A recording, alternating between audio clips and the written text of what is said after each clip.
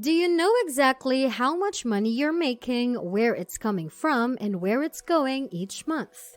If not, it might be time to establish a budget to keep track of everything. The term budget may bring to mind strict limitations and painful sacrifices. But when done right, budgeting can free up your money and make it work harder for you by taking advantage of tax deductions and helping you pay off loans and other debts faster. If you're new to budgeting, you might be wondering where to start or how to put together the most effective budget possible.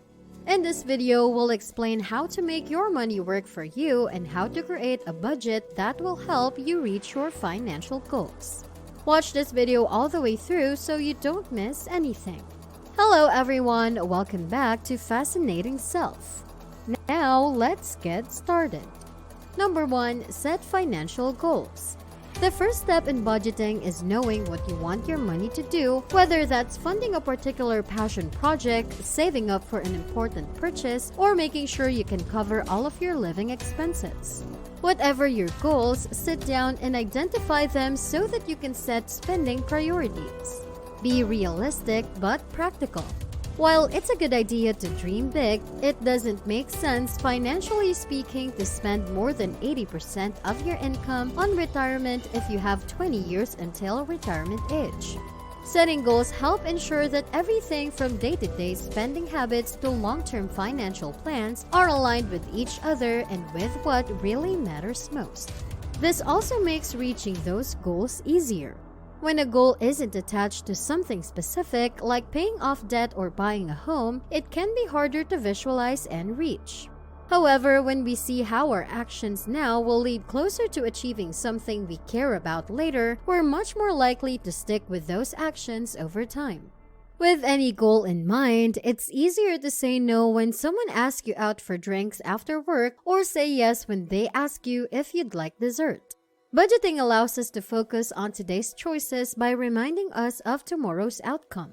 Without setting clear goals and prioritizing spending accordingly, our bank accounts are bound to stay stagnant at best or go into overdraft at worst. Number 2, identify where your money goes. The most important thing you can do is to take a look at where your money is going.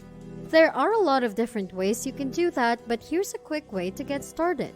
Take a blank sheet of paper and draw 2 columns across it. Label one spending and one savings or investments. Next, list every expense and income that comes into your life over a month in each column. Include things like rent, utilities, food costs, phone bills, or anything you spend money on regularly or have paid recently. That will give you an idea of how much is coming in versus how much is going out. If you don't have any regular expenses yet, just make some up based on what you think they might be. Once you've done that, you'll see exactly where your money goes. This step alone is often enough to help people start making better decisions about spending habits and begin saving more effectively. But if it isn't, keep watching this video. The next step in budgeting for beginners is figuring out what percentage of your total income should go toward various types of expenses. This can be tricky because everyone's situation is different. For example, someone who has kids may need to put more toward childcare than someone without kids. But some general guidelines apply across all situations. If you have no dependents and live alone, you'll probably want to spend about 30% of your monthly income on housing costs.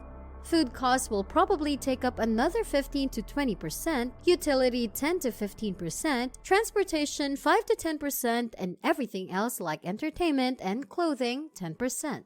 Again, these numbers aren't set in stone, but they're a good place to start when trying to figure out how much money you'll need each month. And once you know how much money you'll need each month, it becomes easier to see where any excess funds might come from.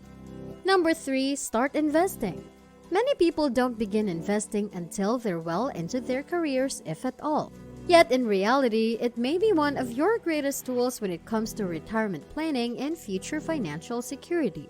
If you're still working on growing your income, invest what you can. When money is coming in that's not yet earmarked for something else, or when you receive a windfall, in other words, anytime, put that money into stocks or other investments rather than depositing it into a savings account where there are little returns. Over time, these small amounts add up. By getting started now, even with as little as $50 a month, you allow yourself to do some real damage before retirement accounts take center stage. Plus, since younger investors have more time to ride out market fluctuations, they also have more time to benefit from compounding interest. And while a long-term investment strategy might mean sacrificing short-term gains, over time you should see those losses turn into profits. As Warren Buffett says, you only find out who is swimming naked when the tide goes out.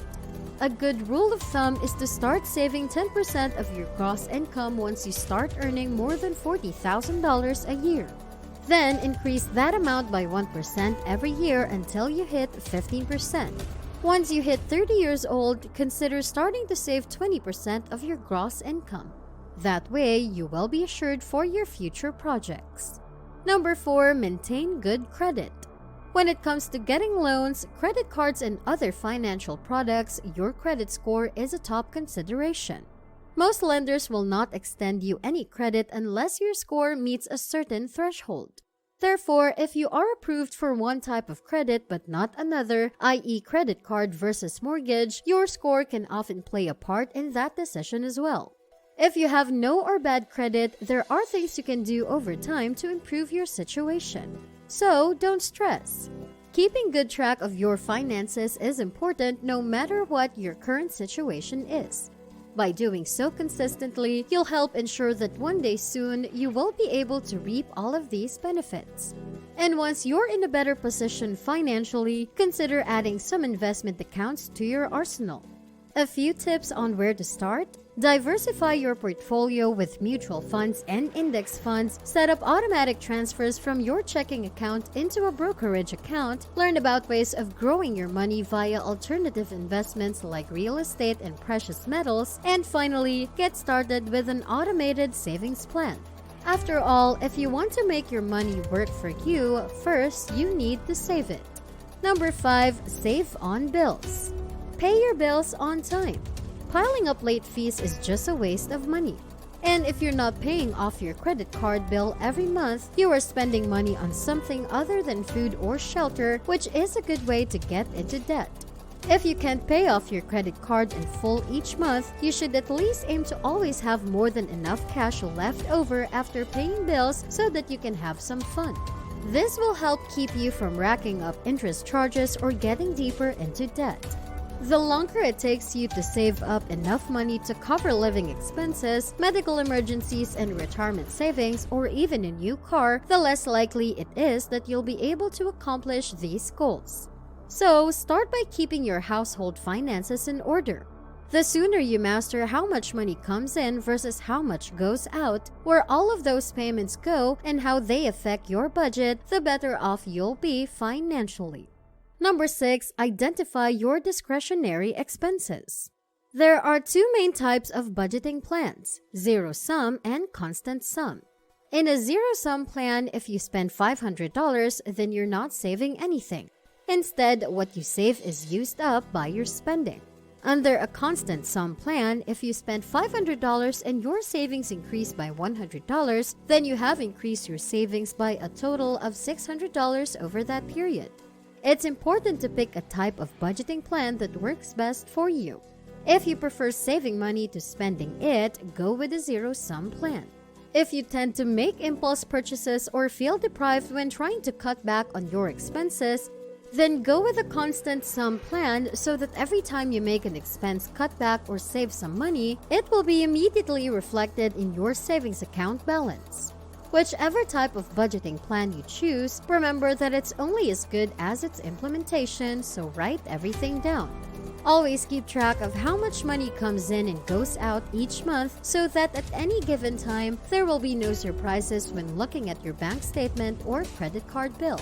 It can also help to set goals for yourself, for example, setting aside a certain amount of money each month for savings, paying off debt, or other financial goals. This way, you can see whether your efforts are paying off and adjust accordingly. So folks, this is the end of the video. Let us know in the comments if you want us to make more videos like this. Don't forget to like and share this video if you like it. See you in the next video.